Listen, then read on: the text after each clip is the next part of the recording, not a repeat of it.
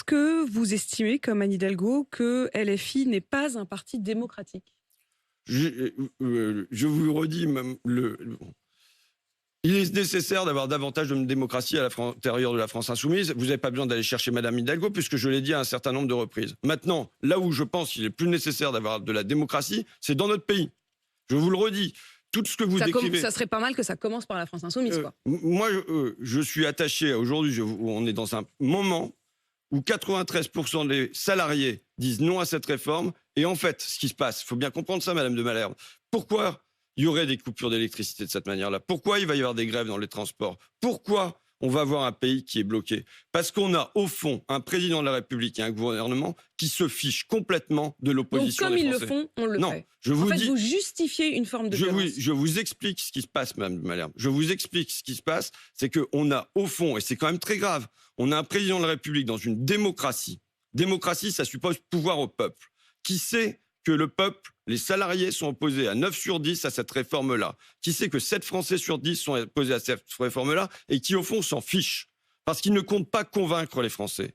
Il sait que les Français ne sont pas convaincus par ça. Mais François, il sait que les Français... Est-ce qu'il ne faut pas commencer par dire qu'un élu, il est élu par le peuple, justement, et que c'est ça la démocratie? Et que donc, s'il a une opinion politique qui n'est pas la même que vous lui coupez pas le courant? Mais moi, je lui coupe pas le courant. Je ne suis pas en état de lui couper le courant. Je lui coupe rien du tout. Oui, mais vous êtes en état, à un moment, d'avoir une figure morale, de pouvoir dire oui ou non, c'est acceptable ou non. Mais je souhaite que ça ne se produise pas. Mais moi, vous savez, je l'ai dit depuis des mois, je souhaiterais qu'on n'ait pas besoin de faire grève. Je souhaiterais qu'on n'ait pas besoin de faire cette opposition-là. Pourquoi? Parce que je considère que le président de la République, il met le pays en danger. Il installe une forme de folie dans le pays. On est au cœur d'une question très importante qui est quand même la question du respect de la démocratie. Et vous dites, au fond, quand je vous interroge sur LFI, vous dites non, mais ils font pareil à la tête de l'État. Quand je vous interroge sur le respect ou non de la propriété, de l'accès à l'électricité des élus, vous dites non, mais Macron lui-même, il ne respecte pas ce que veut le pays. C'est quand même sidérant de systématiquement justifier. Je ne justifie pas, parce que je vous ai dit, il faut davantage de démocratie à l'intérieur de la France insoumise. Et je souhaiterais qu'on aille vers des actions qui soient plus positives, qui soient des actions qui viennent soutenir les Français dans la difficulté. Je vous dis, en revanche, très fermement, que pour moi, le président de la République, il met le pays en danger aujourd'hui. Il met le pays en danger en passant par-dessus un sentiment profond chez les gens. C'est ça la démocratie. Si on se fiche de mon avis, à quoi bon la démocratie? Cette réforme, elle intervient et elle n'est absolument pas nécessaire. Il a été élu, non? Il a été élu, il n'a pas été élu pour s'asseoir sur les désirs de son peuple. Il n'a pas été élu pour aller servir une poignée de quelques-uns le vendredi lors de petits dîners à l'Élysée et en se fichant de ce que pensent 9 salariés sur 10 dans ce pays. Il a été élu aussi parce que dans le cœur de la crise Covid, il a dit qu'il se rappellerait de tous les travailleurs de la deuxième ligne. D'accord? C'est aussi sur ça qu'il a été élu. Et il ne fait rien de tout ça. Et je vous dis, il met le pays en danger parce qu'il installe dans le pays du ressentiment. Les Français viennent de traverser 3 ans de crise Covid. Ils sont exaspérés, ils sont fatigués, ils en ont marre. Ça se traduit par des crises dans leur porte-monnaie.